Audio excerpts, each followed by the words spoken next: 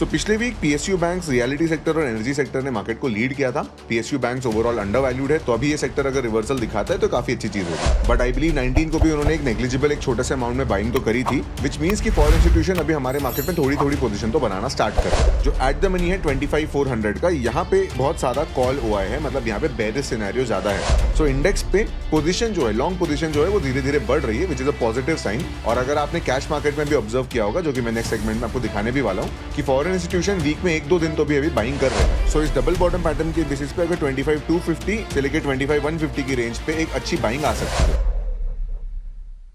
सो last week Indian markets के लिए एक बड़ा ही पॉजिटिव वीक था, जहां निफ्टी 50 ने अपने प्रीवियस वीक हाई के ऊपर में फिर एक बार क्लोजिंग दी। पिछले वीकली एनालिसिस वीडियो में जो हमने प्राइस एक्शन लेवल शेयर किए थे, वो बहुत बेहतरीन तरीके से काम किए और प्रॉपर्ली हमारे टारगेट को टच करके निफ्टी में एक प्रॉफिट बुकिंग हमें देखने मिली। अब ग्लोबल अनसर्टेनिटी तो अभी तक बनी हुई है, बट एज एन एनालिस्ट हमारा काम होता है कि डेटा बैक्ड डिसीजंस हम ले। तो इस वीडियो में हम फिर से निफ्टी के इंपॉर्टेंट लेवल्स को डिस्कस करेंगे, फॉरेन इंस्टीट्यूशन की ओपन पोजीशंस का एनालिसिस करेंगे, कौन से सेक्टर्स मार्केट को लीड कर रहे हैं और कौन से सेक्टर लैग कर रहे हैं, इसका भी एनालिसिस करेंगे। क्या हाल चाल इन्वेस्टर्स, मेरा नाम है गोरक्ष और मैं हूं एक स्टॉक मार्केट एनालिस्ट, और आप देखना शुरू कर चुके हैं weekly analysis video with the doji.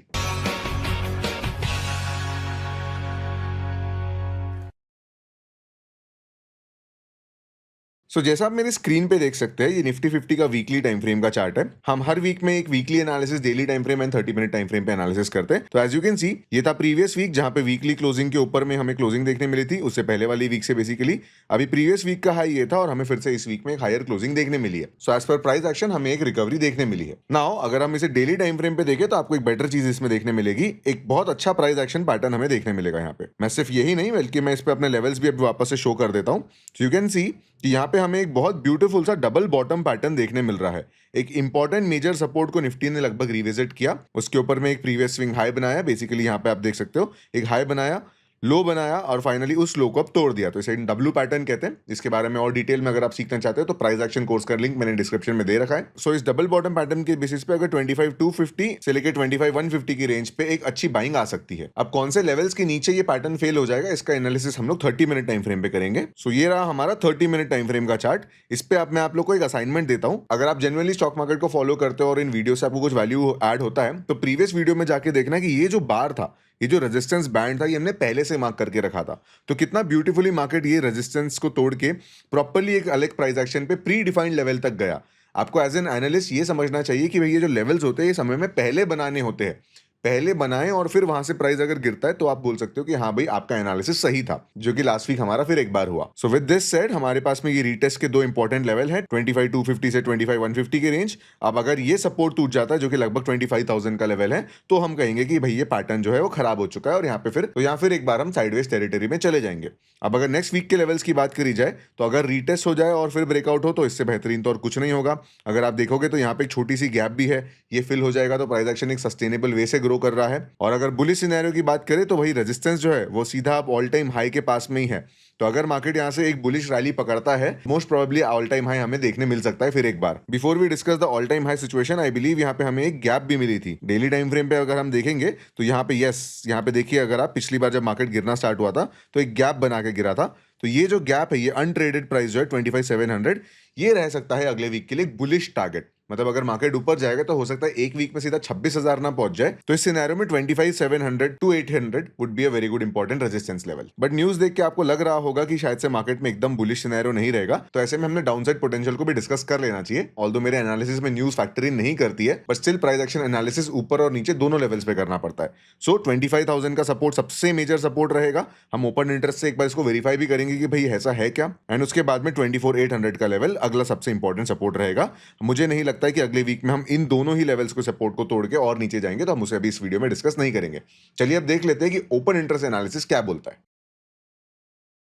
सो ये रहा अगले वीक के एक्सपायरी का, दैट इज 23 सितंबर के एक्सपायरी का ओपन इंटरेस्ट एनालिसिस। यहाँ पे आपको एक चीज देखने मिलेगी कि जो एट द मनी है 25,400 का, यहाँ पे बहुत सारा कॉल हुआ है, मतलब यहाँ पे बेरिश सिनेरियो ज्यादा है। इनफैक्ट अगर आप देखोगे ओवरऑल, तो बेरिश बार्स जो है, कॉल राइटर्स के जो बार्स है, दे आर टॉलर, मतलब कॉल सेलिंग ज्यादा हुई है मार्केट में। बेरिश सिनेरियो आपको ओवरऑल डोमिनेंट दिख रहा है। और अगर सपोर्ट की बात करी जाए तो सबसे बड़ा सपोर्ट अभी 25,300 के जोन में है, जो कि पुट ओआई का सबसे टॉलेस्ट बार है, फॉलोड बाय 25,000। सो ये दोनों प्राइस एक्शन के बेसिस पे एंड ओपन इंटरेस्ट के बेसिस पे हमें इंपॉर्टेंट सपोर्ट लेवल मिल रहे हैं। रेजिस्टेंस की बात करें तो हम ऑलरेडी एक इंपॉर्टेंट रेजिस्टेंस से गिर रहे हैं। अगला रेजिस्टेंस 25,500 होगा, जहां पे भी भर भर के ओपन इंटरेस्ट बना हुआ है। और ऑफकोर्स एक और दूर का बार है 26,000 का ही ये बार होगा, if I am not wrong.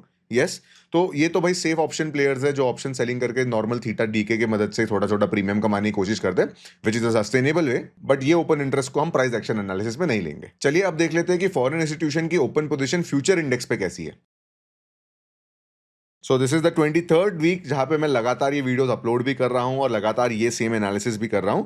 यहां पे अगर आप देखेंगे तो प्रीवियस वीक के कंपैरिजन में फिर एक बार यहां पे लॉन्ग पोजीशंस ज्यादा बढ़ी है। देखो ये this is not a bullish market scenario, but अगर आपने ऑब्जर्व किया होगा तो पिछले 2 वीक से जहां सबसे वर्स्ट लॉन्ग पोजीशन 7.43% थी, फिर वो चेंज होकर बेसिकली इंक्रीज होकर 11.8 या फिर 12% हो गई। और अगर आप देखोगे तो अभी लगभग वो 12.9 दैट इज 13% के पास में है। सो इंडेक्स पे पोजीशन जो है, लॉन्ग पोजीशन जो है वो धीरे धीरे बढ़ रही है, which is a positive sign. और अगर आपने कैश मार्केट में भी ऑब्जर्व किया होगा, जो कि मैं नेक्स्ट सेगमेंट में आपको दिखाने भी वाला हूं, कि फॉरेन इंस्टीट्यूशन वीक में 1-2 दिन तो भी अभी बाइंग कर रहे हैं। So as per open interest analysis एक पॉजिटिव टर्न अराउंड थोड़ा सा हमें देखने मिल रहा है। This is still not a bullish market, और इनफैक्ट अभी निफ्टी का वैल्यूएशन फेयर वैल्यू पे आ गया है। तो जैसे मैंने कुछ वीक पहले आपको बोला था कि आप अपने एसआईपी को स्टेप अप कर सकते हो, अब आप अपनी एसआईपी को नॉर्मलाइज कर सकते हो। बेसिकली एक्स्ट्रा इन्वेस्ट करने की कोई जरूरत नहीं है। चलिए फटाफट देख लेते हैं कि कैश मार्केट में फॉरेन इंस्टीट्यूशन ने क्या किया है। सो अगर हम कैश मार्केट पे देखें तो प्रीवियस वीक इन्होंने 3 दिन बाइंग करी थी, और ये लगातार 3 दिन नहीं थी, बट अभी हम लोग अगर इसमें 19 का डेटा दिख नहीं रहा है ऑप्स्ट्रा पे, बट आई बिलीव 19 को भी उन्होंने एक नेग्लिजिबल एक छोटे से अमाउंट में बाइंग तो करी थी, विच मींस कि फॉरेन इंस्टीट्यूशन अभी हमारे मार्केट में थोड़ी थोड़ी पोजीशन तो बनाना स्टार्ट कर रहे हैं। जब तक लगातार 3 दिन की बाइंग नहीं आएगी मैं इसे क्लियर रिवर्सल नहीं कहूंगा। और अगेन ओपन इंटरेस्ट डेटा पे भी आपने देखा होगा कि वहां पे एक पॉजिटिव टॉपल हो रहा है, एकदम से वो बुलिश नहीं हो रहा है, विच मींस हम यहाँ पे एग्रेसिव बुलिश व्यू अभी भी नहीं बना सकते। चलिए अब सेक्टर्स का एनालिसिस कर लेते हैं कि भाई कौन सा सेक्टर मार्केट को लीड कर रहा है और कौन सा लैग।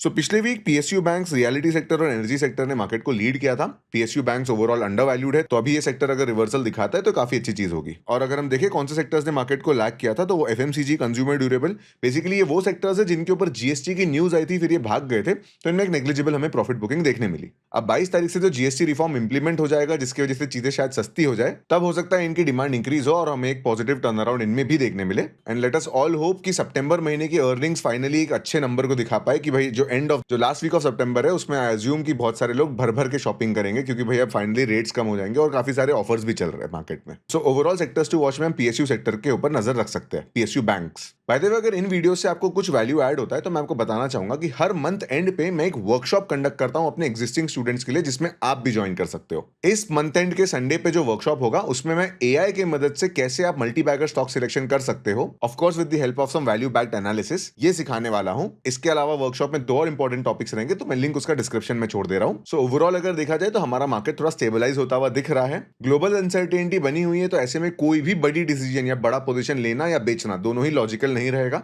अब ये फाइनेंशियल क्वार्टर खत्म होने वाला है, तो अगले महीने से फिर हमें अच्छे अर्निंग्स देखने मिलेंगे। तो अगर उसमें पॉजिटिव टर्न अराउंड देखने मिलता है तो हम कहेंगे कि भाई मार्केट में थोड़ा बुलिश सिनेरियो आ सकता है। Otherwise overall economic data says कि हम लोग अभी साइडवेज मार्केट में ही थोड़े दिन और रहेंगे। अगर ये वीडियो पसंद आया है तो लाइक जरूर करना, यहां तक देख लिया है तो सब्सक्राइब करना मत भूलना, and I will see you in the next one.